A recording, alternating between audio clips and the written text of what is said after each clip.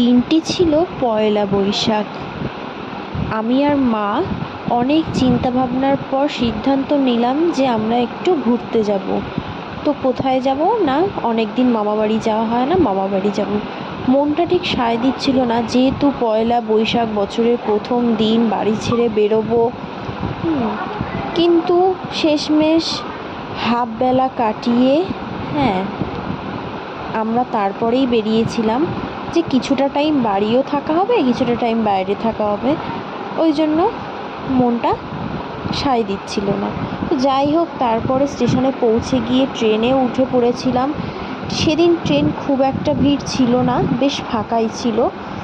আর বসার জায়গাও আমরা উঠে বসে পেয়ে গেছিলাম। তো প্রচণ্ড গরম ছিল বাইরে, যার কারণে আমার মুখ দেখেই বুঝতে পারছো তোমরা যে কতটা গরম ছিল। তারপর দেখো ট্রেনটা কতটা ফাঁকা। আমি আর মা রিল্যাক্স করে পা ছড়িয়ে বসে পড়লাম আর টুকটুক করতে করতে, গল্প করতে করতে এগোলাম। তো তারপর আমরা ট্রেন থেকে কিছু মেয়েদের একটা স্বভাব তো খুবই বাজে না, এটা ভালোই, কিন্তু ওই যে বাইরে বেরোলেই টাকা নষ্ট, টাকা মোটে হাতে থাকে না।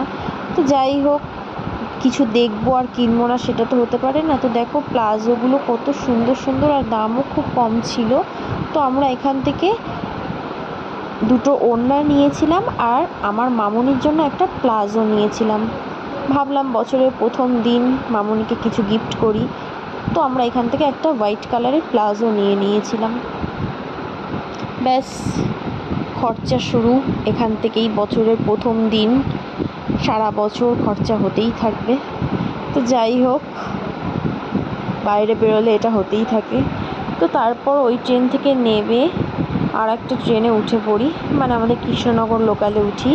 সেই ট্রেনটাও ফাঁকাই ছিল, খুব একটা ভিড় ছিল না, যেহেতু ওই দিন পয়লা বৈশাখ ছিল।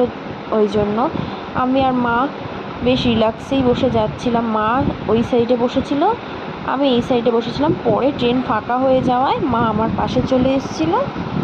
আর দেখো আমরা আবারও সেই পা ছড়িয়ে রিল্যাক্স করে বসে দুজনে মিলে গল্প করতে করতে আর টুকটাক খেতে খেতে যাচ্ছিলাম। কিন্তু সন্ধে হয়ে যাওয়াতেও গরম কিন্তু কমেনি, গরম প্রচণ্ড ছিল।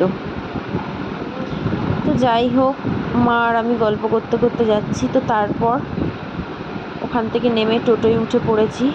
টোটোয় উঠে বাড়ির দিকে